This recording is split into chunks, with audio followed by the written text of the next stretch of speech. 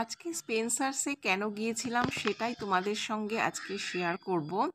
আর তোমরাও তোমাদের পরিবারে যদি কারো এরকম সমস্যা থাকে তাহলে এটা কিন্তু ইউজ করতে পারো। চলো আজকের ব্লগটা শুরু করছি। এখন বেজে গেছে প্রায় 9টা।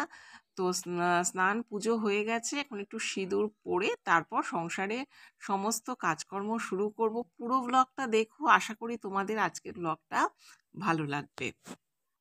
শুভ সকাল বন্ধুরা, আশা করি সবাই ভালো আছো। এখন বেজে গেছে 9টা 5 কি 10 হবে। আমার সকাল থেকে তো কাজকর্ম শুরুই হয়ে গেছে। আজকে যেহেতু নীলাদ্রির সুগার টেস্ট আছে, সকালে একবার নিয়ে গেছে, আবার খাওয়া দাওয়া করে একবার আসবে। যেহেতু আজকে রোববার, সেহেতু 11টা নাগাদ আসবে আবার ব্লাড নিতে। তাড়াতাড়ি করে সেজন্য রান্না বান্না করছি। এখানে এই দেখো ভাত বসে গেছে, আর এখানে মাছের ঝোল হয়ে গেছে, আর আমি ঢেঁড়স ভাজাটা বসিয়েছি। ওদিকে ভাতটা উপর করে দিয়েছি, ঢেঁড়স ভাজাটা ঢাকা দিয়েছি, ওটা হচ্ছে। আর এখন আমার জন্য আর মেয়ের জন্য লুচি আর আলুর তরকারিটা করে নিই। দুটো দুটো করে লুচি খাবো, মেয়ে দুটো আমি দুটো। আমরাও একটু বেরোবো, আমি আর নীলাদ্রি একটু বেরোবো। তো চলো কাজগুলো স্টার্ট করি, দেখতে থাকো, আশা করি ভালো লাগবে। এখানে এখন দেখো, ওই বললাম না তোমাদের আলুর তরকারি করব, আলুর চচ্চড়ি বা তরকারি যাই বলো না কেন। তো লুচি দিয়ে খাবো, সেই জন্যই আলুটা কেটে নিচ্ছি। আর আমি না এইভাবেই টেবিলের মধ্যে এই বটিটা রেখে কাটি, নিচে বসে কাটতে অসুবিধে। তো এখানে কাটলেই ঝটঝট করে কাটা হয়ে যায়, দাঁড়িয়ে তাড়াতাড়িও কাটা হয়ে যায়। তো এখানেই কাটি। তোমরা কে কে এইভাবে কাটো, মানে সবজি টেবিলের ওপর রেখে কাটো? তো বন্ধুরা, আজকে তো রোববার, তোমাদের বাড়িতে কার কার কি কি রান্না হচ্ছে? রোববার মানে একটু স্পেশাল, তাই না? আর এখানে তো আমি আলু কাটছি, আর নীলাদ্রি বাবুর জন্য আমার কিন্তু মাছ টাছ সব রান্না হয়ে গেছে। ওটা আমি স্নানের আগেই করে নিয়েছি, কারণ ও এসে আবার তো আজকে 9:30টার সময় খাবে। তো এইখানে দেখো আলুর চচ্চড়ি করছি। আজকে না কালো জিরেটা ফুরিয়ে গেছে, জানো তো, দিতে পারলাম না। চচ্চড়ির মধ্যে একটু কালো জিরে দিলে ভালো লাগে। আর এই দেখো নীলাদ্রিকে খেতে দিয়ে দিয়েছি মাছের ঝোল দিয়ে, আর হচ্ছে ঢেঁড়স ভাজা দিয়ে খেতে দিয়ে দিয়েছি। এখানে আলুর চচ্চড়িটাও আমার মোটামুটি কমপ্লিট হয়ে গেছে। তো আমি খেয়ে নিচ্ছি। আর আমি যেন ব্রেকফাস্টটা করেই নিচ্ছি, এমনিতেই মেয়ের সাথেই করি, কিন্তু আজকে যেহেতু একটু বেরোবো, সেহেতু ভাতটাও আমাকে 1:30টার মধ্যেই খেতে হবে। সেজন্য ব্রেকফাস্টটা করে নিলাম। ও ঘুম থেকে ওঠার পর তারপরে ওকে দেবো। এখন একটু ছাদে চলে এসেছি। কালকে নীলাদ্রি ওই জিনিয়া এনেছে, জানো তো। তো সেগুলোকেই সমস্ত টবের মধ্যে সেগুলোকে পুঁতে দিচ্ছে। মাটিটার মধ্যেও সার টার দিয়ে দিল। এই কাজগুলো ওই করে, আমি করি না। আমি প্রতিদিন সকালে জল দেওয়া, মানে ছাদে তো অনেকগুলো গাছ, প্রায় 60টার মতো মানে টব আছে, সেগুলোতে জল টল দেওয়া, এই কাজগুলো আমিই করি। যে জলটাও একে এগিয়ে দিলাম। তো চলো এখন নিচে যাই। বন্ধুরা, ছাদ থেকে নেমে এসেছি, এসে দেখো এগুলো সব কেটে নিলাম। নিম বেগুন করব আজকে, নিম পাতা, বেগুন, এখানে কুমড়ো ভাজা করব, আর এখানে চিকেনের জন্য টমেটো, ক্যাপসিকাম, পেঁয়াজ, আদা, রসুন আর হচ্ছে আলু সমস্ত কেটে নিয়েছি। চলো এবার রান্নাটা স্টার্ট করি। আমাদের বাড়িতে চিকেন আনলে 3জন 3 রকম করে খেতে পছন্দ করে। আমি যদিও সবই খাই। নীলাদ্রি খাবে চিকেন পকোড়া, শুধু ওর ঝোলটা ওর পছন্দ মানে সহ্য করতে পারে না। তবু আজকে আমি বলেছি আজকে আমি ঝোল টোল কিছু করতে পারবো না, একভাবেই রান্না করছি, আর এটাকেই সবার খেতে হবে। তো নীলাদ্রিকে এই যে ঝোল টোলগুলো সমস্ত ভালো করে ঠিকঠাক করে দিয়ে দেবো, যাতে শুধু মাংসের পিসটাই পড়ে।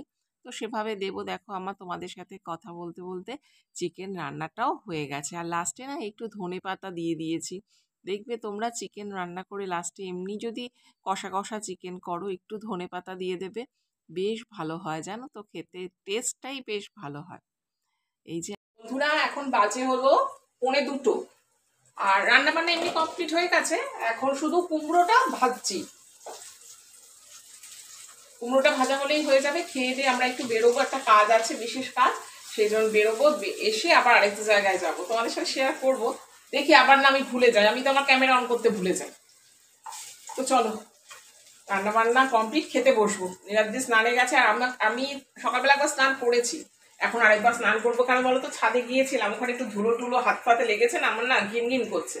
তো এখন আরেকবার স্নান করে নেবো, করে নিয়ে খেতে বসবো। আর এই দেখো আজকে করেছি ভাত, কুমড়ো ভাজা, নিম বেগুন, এখানে মাছ করেছি, এটা সকালেই করেছি, তোমাদের দেখানো হয়নি, বোয়াল মাছ, আর হচ্ছে চিকেন। তো বন্ধুরা এখন বেজে গেছে 3টে, খাওয়া দাওয়া কমপ্লিট। আজকে চিকেনটা কিন্তু বেশ ভালো খেয়েছি, বেশ কষিয়ে করেছিলাম তো বেশ ভালো হয়েছিল। আর একটু তবে ঝাল হলে ভালো হতো, ঝালটা একটু কম হয়েছে। আমার পক্ষে ঠিক আছে, কিন্তু ওদের পক্ষে ঝালটা একটু কম হয়েছে। তো চলো এখন একটু তোমাদের বলেছিলাম বেরোবো, তো একটু বেরোচ্ছি, এসে আবার দেখা হবে। এই দেখো আমরা এখন বেলঘরিয়া স্টেশনে বসে আছি। টিকিট তো কাটা হয়েই গেছে, এখন তো অনলাইনেই টিকিট কাটা যায়। খুব সুবিধে হয়েছে যে কাউন্টারে না গেলেও হয়। আবার বেশ অনেকক্ষণ পর তোমাদের সাথে দেখা হচ্ছে। এখন বাজে সন্ধে 6টা। আগের কাজগুলো আমাদের হয়ে গেছে, এখন এসছি স্পেন্সার্সে। তো তোমাদের অবশ্যই জানাবো কেন এসেছি। তো এখন যাচ্ছি স্পেন্সার্সে। খুব বেশি ভিড় ছিল না। যেই জিনিসগুলো আমরা সাধারণ দোকানে না পাই সেগুলো অনলাইন বা স্পেন্সার্স এইসবে কিন্তু সহজেই পাওয়া যায়। তো এই দেখো চারদিকে সমস্ত জিনিসপত্র সুন্দর করে সাজানো রয়েছে। তো আমরা যেই জিনিসটার জন্য গেছি সেটাই খুঁজছি, অবশেষে তার দেখা অবশ্যই মিলেছে।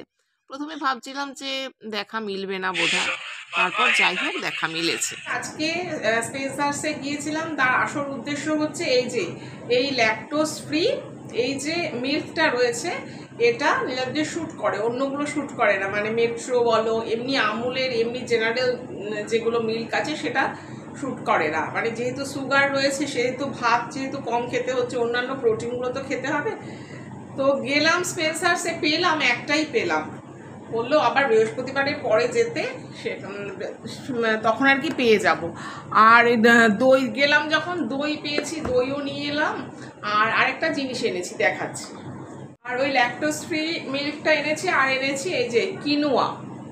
এটা ভীষণ ভালো, আমার এক দাদার মেয়ে ওকে বলেছে যে এটা খেতে পারো, তো এটাও নিয়ে এলাম। দেখি এটা খেতে পারে কি না। ওটস খাওয়া তো ভীষণই ভালো, কিন্তু ওটসও খেতে পারে না, যেহেতু গমের প্রোডাক্ট ওগুলো খেতে পারে না। তো এটা একটা দানা শস্য, তো এটা দেখি খেতে পারে কিনা। তো চলো বন্ধুরা, আজকের মতো ভিডিওটা এখানেই শেষ করছি। তোমরা সবাই ভালো থেকো, সুস্থ থেকো, খেয়ে নিই, আবার দেখা হবে কালকে। টাটা।